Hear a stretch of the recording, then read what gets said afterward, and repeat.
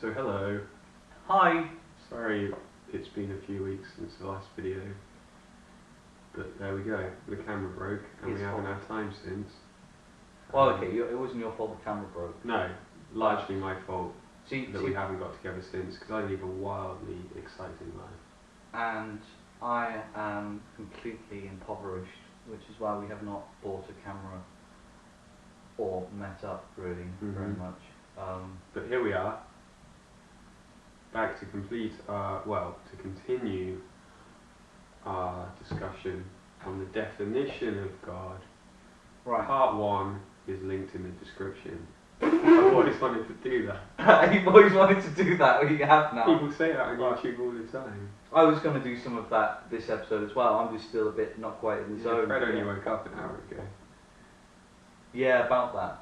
So Good dreams though. it's 3 o'clock in the afternoon, by the way. Whoa, it wasn't an hour and a half. Right. Anyway, yeah. So we're going to get going. So we In talked. fact, wait a sec. We could even do part 1. Click here for part 1. Okay. This is going to be really embarrassing if I can't work out how to do that. Yeah. Anyway, right. So we basically, talked last time. You go. we got to we did the problem of the definition of God as all-powerful and all-knowing, and how those two are. And I've got a few things that I want to say about that. Which you did threaten in the last Which video. I did threaten, and I started to kind of get at. You'll notice if you watch part 1 that I spent a long time not saying anything. And I've done a lot of thinking since. And thank you for people that have commented, by the way. Yeah, That's all been very interesting. And I've done a bit of looking around. Maybe you should reply to some of those people who comment. Well, you've been doing such a good job with it, Fred. And we have a Twitter account I don't as know well. how to log and you into any should of talk these to them. things. Oh, do you have a YouTube account? You just comment from your own YouTube account. Right, just back off. Now, so the points I want to make about that, basically the argument was, just to quickly go over it, but watch part 1, that God cannot be all-knowing and all-powerful, and that those two qualities cannot coexist in the same entity, I think was the word that we went for. Yeah, I mean it's a concept. Yeah. We're trying to define. Because, for example, you said God cannot make a boulder, he can't move, God cannot. Yeah, all powerful itself is not something that we have any evidence. If he can make a boulder, he can't move, then that means he can't move it, so therefore he's not all powerful. If he can't make the boulder, then he's not all powerful because he can't make the boulder. Yeah, he can't create a box that you can't see inside. You know, so he's either not all powerful or not all knowing. Pick one. You know, Pick one. Cool. So your response now, So I'll start with a reiteration, I suppose, of what I started to get at last time, but said in a very roundabout and not very succinct way at all. That it's all right in some respects for God to seem illogical. And I'm not saying to be a Christian you have to abandon reason or you have to abandon logic. But it says in the Bible that what is impossible for man is possible for God. So it might be impossible for me to conceive of a God that could be all-knowing and all-powerful. And it might be impossible for me to get my head around that. But that doesn't mean that it's impossible absolutely, just impossible for me to understand. Right. But I'll go on with that a little bit before you say anything, because it leads on to a little point that I want to make, that I don't know many people that have a faith that believe in God because they've worked it out logically. I don't know many people that believe in God because they sat down and thought about it and gone, okay, A and B and therefore God. I don't think it works like that. I think you could ask the majority of people of any faith, not just Christianity, why do you believe in it? And it will normally come back to experience. They believe in God because they know God, because they have met God or they have encountered God. Right. So if we can go from that starting point, and you just have to abandon, you just have to go with me for a second and say hypothetically, somebody has had an experience of God, therefore they believe in God. Okay. Can we start from there?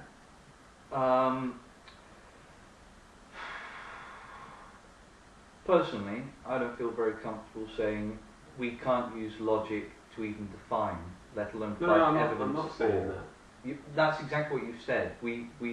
There was a definition presented, and what you have said is, but you have logic and everything to sort of prove and claim things, but we're not going to use logic for God. I think that is a very dangerous thing. So, I mean, basically, you're the one with the proposition, there is a God, I believe in it, this is why you should believe in it.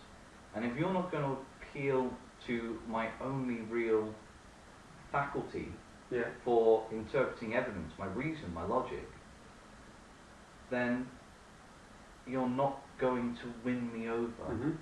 I've got more. Okay. Okay, so to... Also, just because most people have an experience of God and then believe in it, I mean, that's a fallacious... Yeah, but I'm going somewhere, isn't it? Okay. Because just because lots of people believe something doesn't make it true. I'm not saying that that's a reason for it to be true. It leads on to what I'm about to say. Okay, go for it. Let's say hypothetically, right now, God pulls open the sky, points down and says, I am God, I am all-knowing, I am all-powerful. Done. I think the majority of people would then believe in God. You might get some people that say, actually, we all just have the same hallucination at the same time, or something like that. Or this is it. I mean, mass hallucination. If a character is saying, I'm God, here I am, we're all looking at it, it's kind of like, well, maybe a mass hallucination, but there likely is something going on. But just because something claims to be God doesn't make it God. I mean, but if it's something that does something impossible, don't call it God, but just call it, it can be anything. But you are confronted right there in front of you with something that is illogical, something that completely destroys your perception, your understanding of what's real. And it's right there. So what do you say? Do you say, first of all, my understanding of the universe, my understanding of the nature of God are complete, and therefore because God doesn't fit in, the nature of God doesn't fit into that understanding of the universe, there can't be God? Or do I feel more comfortable saying, I know there's a God because, blah blah blah, and we can obviously discuss that at some length, therefore my understanding of what's possible, my understanding of what's real and of how things work must be in some way lacking, because it logically, okay, God, and that doesn't seem to quite work with my understanding of those words that we used to describe him, but I know he is real because, therefore I must not fully understand. And I feel more comfortable admitting that I may not understand, but I know there is a God, than saying I understand completely, therefore there can't be God, and it must have been something else. I'd never say I don't understand completely and therefore no God, because that would be as equal an argument from ignorance as I don't understand completely, therefore there is a God. I'm not saying therefore God.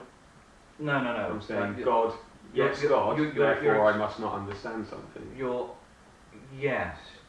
But if the definition of something is it is real and you should obey its commands, and there is no way for us to logically demonstrate its existence, then we've got a bit of a problem. I'm not saying there's logically no way to demonstrate its existence. Okay. One point I want to make here is that if you knew that there was a God, if something happened that you could explain in no other way than God, you therefore don't abandon that and say, no, I must be making it up, because logically God can't exist. You take what you know now as truth, there is God, and you adjust your views, your understanding, your knowledge, because you've got more evidence now. Here's what I did think, here's what my understanding was, now I have new evidence to bring into that, so there must be something wrong with that model I had before. We have, if this actually happened, something exactly. As clear, it's all predicated on a big if. Yeah, I mean, hypothetically, if that did happen, then we would have a new observation with which we could actually start forming new hypotheses and then testing the evidence. Yeah. However, from a sort of practical, this is the world we actually live in point of view, many people claim, I have an experience of God, therefore I believe in God, and they all come to different gods. People in India are likely to have visions of Guru Nanak or Ganesh or Allah or the Christian God. Tribal people who have never heard of the Abrahamic religions are unlikely to have an experience of God. The Native Americans experience their ancestors' spirits. So if we're going to say, well, we can't really use logic, it's all experiential, we run into the problem of which God do we actually exactly. choose? Whose experience Which is why right? I'm not saying abandon logic. Right. I'm saying this is one thing that I think needs to be said as part of the big picture as to how we understand this. That it's not necessarily... Yeah, I just end up saying exactly what I just said again, so I won't. But I just think that's one thing that needs to be considered, and I get what you're saying as well. But I'll just make one more point. Okay, before we do, I mean, I am just going to point out that what you have said is essentially boils down to, I believe in God, therefore logic and reasoning will not apply when they demonstrate God false. Definitely not what I'm saying. Right. If So, I can put it in the simplest way I can I mean, put it. I'm straw-manning you slightly That's there, but that's what we've got to. Yeah. It's very hard to have a reasoned discussion when one has revealed knowledge and the other is working on All human I'm saying faculties. is if, and it's a big if, I will accept, but if you were able to meet God in person, let's say you met God right, excuse me, that's all the fizzy drink, you met God right now, you had a Saul on the road to Damascus type experience, Yeah. and you woke up from that fully knowing that God is real because you just had a conversation with him, yeah, you wouldn't then say, but logically that can't have just happened. It did just happen, therefore you have to re-evaluate what you think about logic. I don't know, I can logically say reason. that didn't just happen. I've hallucinated before, But and those hallucinations are real to me. I mean, I would contend that if it was God, you would know it was not a hallucination. Well then, yeah, okay, but we can't go very far with this line of reasoning. Yeah, but that's the problem. You could say, but if it was Ganesh, you would know it was Ganesh. Yeah, that's my point at the moment. I'm not going any further or more complicated than that. If I met Ganesh in person, I would go, well, he must be right. He must be real. Okay, so how do I... I'm just sticking to the point that how do I if you knew determine... God... How do I determine people who have had an experience which has resulted in genuine knowledge from people who are worshipping false gods for the same reason? How do I distinguish between the two? What is the definition of your God, and how can we test that definition's truth value? Well, this is something that we're going to come on to. Cool. I just want to start with the point, right, that logical point, that if you're saying, because of this and this, therefore no God, let's put that backwards for a second and say, definitely God. However we get there, that's obviously a huge conversation, but definitely God, therefore my understanding of this and this must be empty, must be wrong in some way. No, we are not going to start the assumption that there is definitely a God. I'm not saying assume there's definitely a God, I'm saying No. if you knew there was definitely a God. Right, yeah. Big if, and I'm not asking you to contest that, but if there was some way of knowing for certain, by meeting him, by shaking his hand, by doing whatever. If there was a way of knowing for certain, then we would know for certain. Yeah, One way or the potentially. other. Yeah. Well, But we wouldn't know one way or another because it's impossible to prove a negative. It's impossible to actually prove that something doesn't exist. You know, I can say I've got a ball in my hand and you'll say, no you haven't, and I'll say it's invisible and I'll reach out to touch it and you'll go, oh, it can't be touched. It's still a ball in my hand. You can't prove it doesn't exist, but what we can do with logic is say, well, this ball in your hand has none of the properties of a ball which I've come to expect from a ball. It isn't corporeal, it doesn't look like a ball, doesn't play like a ball. Therefore, I think it's a bit of a stretch to actually call it a ball. Because you've got no way of proving that this ball isn't here. No way of proving Yeah. ballism. We're sort of agreeing with each other here at the moment. Yeah, yeah, and I'm saying, I'm also going to sort of say, even if you had an experience that this ball was real, but for you personally, if you knew there was a ball in your hand, then you wouldn't think, well, somebody's just logically explained away the ball. If you knew you had a ball, you'd think there was something wrong with the logical reasoning that told you didn't. You might be wrong to think that, but you think that. No. Well, yeah. This is the problem. You're coming at this then from a perspective where logic and reasoning are fallible. Human logic, human reasoning. It's not. Human reasoning. I just want to go with the idea that there may be something I've misunderstood. There may be something I don't understand. But why do you assume that it's in the logic and not the God? Because I know God. God is as real to me as anything else in my life. Yes, but without the means to test it. No, not. But no means. I think there are means to test it, and I don't think I can prove to you the existence of God.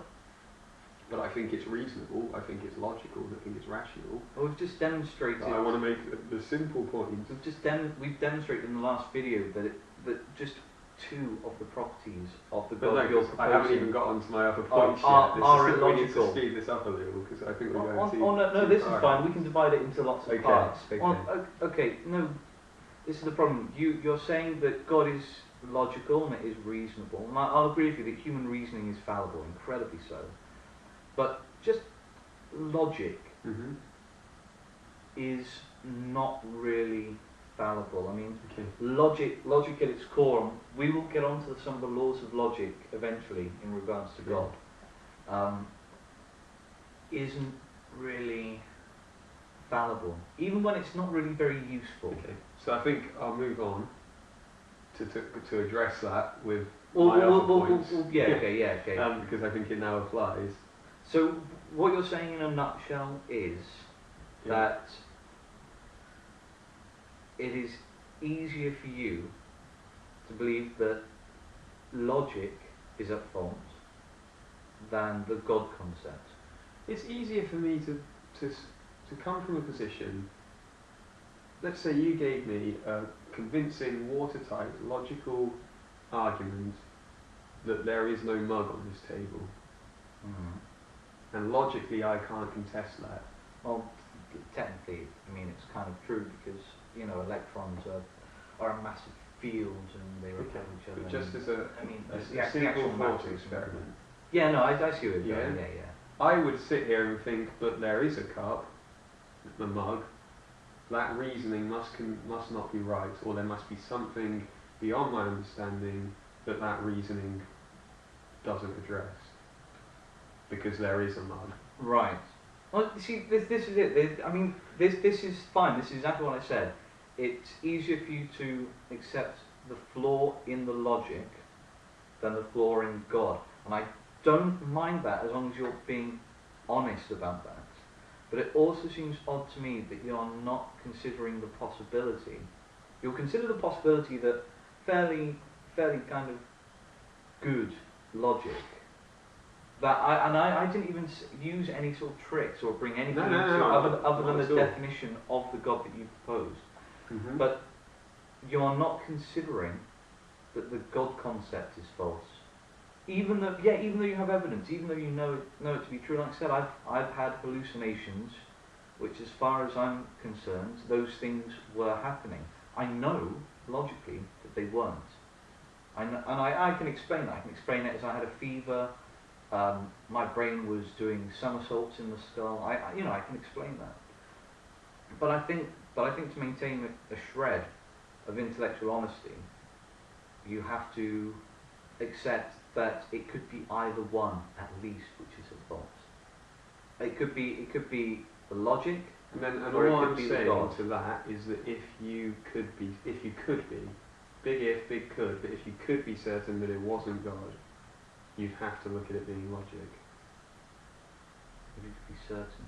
But how can you be certain about Well, logic? I don't know. This is the problem. But I'm just saying. Tell you what. It's a big issue, and I'm not saying I can answer it all, but just to start from that simple place, That if we're to say there must be a problem with God or there must be a problem with logic, if you knew there was no problem with God, then you'd have to admit that your understanding, your logic, is not perfect.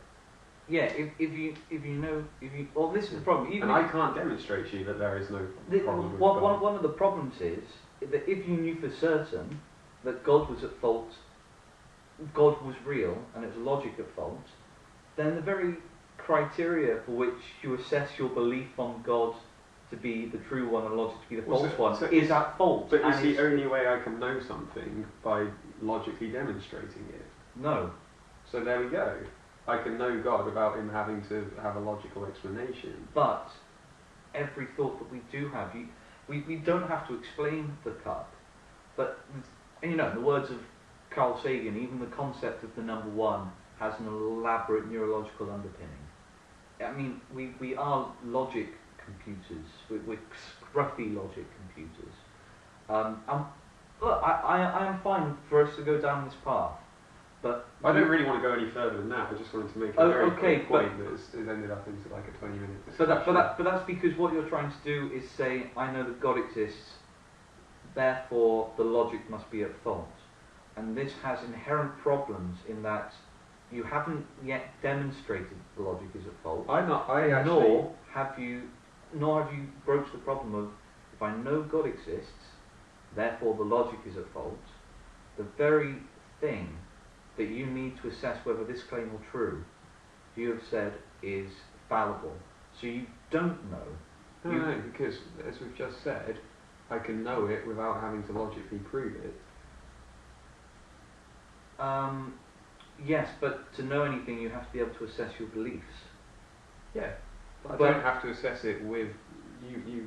We've just said that logic isn't the only way that I can know something. So I can know God without it needing to be logic. Therefore, what you've just said doesn't actually work. Oh, yeah, it still does. I mean, yeah. If I'm complaining about logic and you're saying, but the only way you could know God is by logic, well, we've just said it's not. But logic is the process by which logic is kind of like the machine through which we feed evidence. So yeah, you could still have lots of evidence for God, emotional, experiential, whatever. But without that process of actually interpreting that evidence... So you would say that to know anything I do actually have to involve logic at some point? Certainly to claim to know anything, yeah, I think so. I mean, the thing is, in our day-to-day lives, you know, we go, oh, there's a mug, don't need to demonstrate any further, because we make certain assumptions, which I think for a day-to-day sort of thing are there. But for something that you cannot see, touch, smell, you don't bump into when you're getting out of bed, it is something which you do have to think on. Yeah. And logic is the process by which we think on the evidence we have provided. So how do I logically demonstrate that I love someone? I don't need you to... Well, that's it. Before we can even demonstrate with logic that you love someone or that God is real, we need to actually define love and God. Okay, so we come back to this. Because the point I'll say now, which you might slap me for, is that I don't think there's anything wrong with your logic. I'm not contending. I'm not contending, I'm just making that was supposed to be like 30 seconds at the beginning of the video. It's become this massive thing. I think your logical argument was quite good logic. Yeah, my logic is flawless. Yeah. I've got two things to say, and one doesn't require any response from you at all. Right. Okay. So we'll very quickly go with. Wait. Before we go any further, I think we've inflicted them with enough. I think that was interesting. No, I enjoyed that. That was good. It was a good exercise, and I think it reveals. I think we got somewhere with a lot about where we both come from as well. We're going to say a lot about me. And a lot about you and your prancing around like a loon. Yeah. No, okay. Well, let's stop there for a second. Let's stop there. And I do have more to say. And we've got more to say. Oh. It's going to be something on the bloody Trinity, isn't it? Right, if you enjoyed this video, why not subscribe by clicking here? It might not be there, you might have to go down below, I don't know how to work this thing. Comment in the comments section. You can follow us on Twitter. We have an Atheist and a Theist Twitter account, but by all means follow us individually as well. Yeah, there'll be a link to that shortly. Subscribe button. I don't tweet often, but when I do, it's worth it. Encourage him to tweet. We need an audience. They'll keep us honest. Yeah. Cool. Good. Thank you. Yeah, thanks for watching, subscribe, and if you have the means, give us the money for a decent video camera, because I imagine the quality on this video has been very, very poor. Please don't give us any money. Somehow.